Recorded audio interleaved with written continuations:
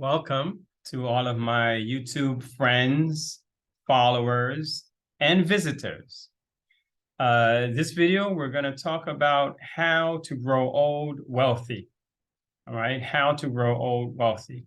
There are three things that you must do. Three things that you must do to grow old wealthy. All right, now get out a paper and pen unless your memory is very good. All right. Number one, all right, you must acquire some assets that appreciate in value. All right, you must acquire some assets that appreciate in value. For those who perhaps are foreigners to the language of English, I'll explain that a little clearer. You need to buy or possess, you need to get, however you get it, whether you buy it or it was given to you or you found it or whatever, but you must get things that become more valuable as you save them, as you set them aside, as you keep them, all right? That they become more valuable as you keep them. The longer you keep them, the more value it gains. All right. And so, of course, that means that, of course, if the value is gaining faster than the rate of the economy, then there's also profit going on. Because remember, as time goes on, what you bought years ago costs much more. Okay. So if the appreciation value is equal, then that is almost as if you kept it and didn't make any money.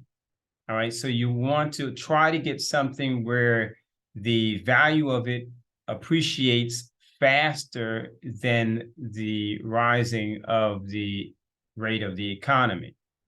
That's ideal. All right. So think of some things like, just for example, I'll mention some things. Now, you just have to get something or many things that becomes more valuable the longer you keep it. For instance, some people save cars, and so they become antiques. And so it becomes more valuable over time. Some people save gold.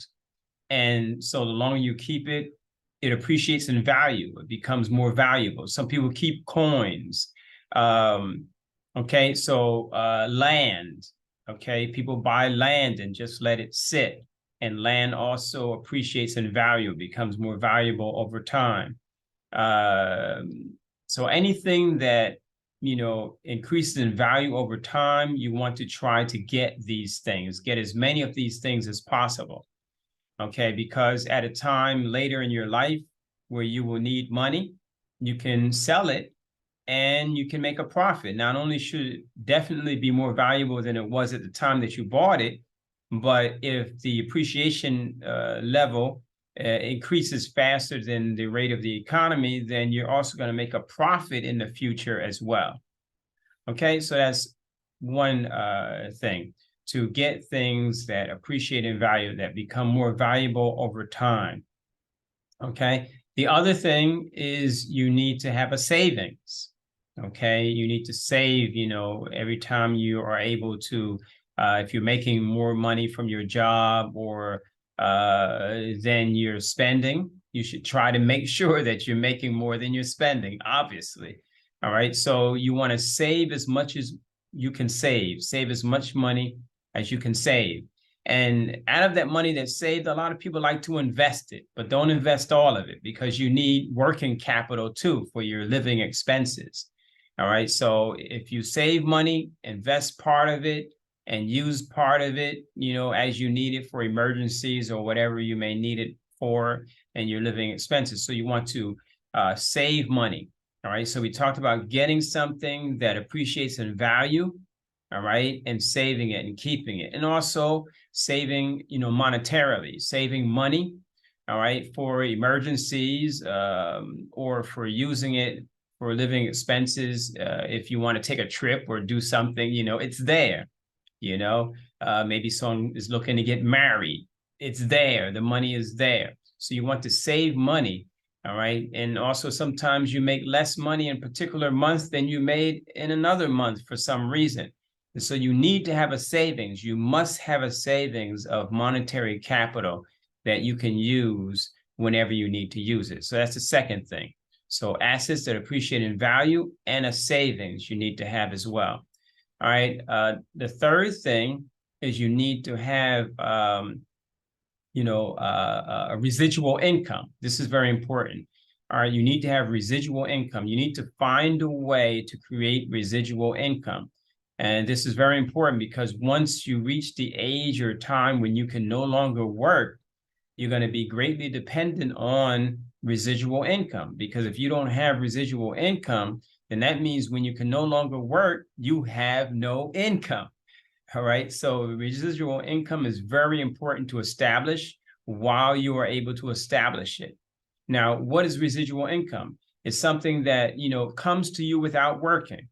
Okay. So let's say you rented out a store. You bought a store and you rented it out. You bought an apartment and you rented it out.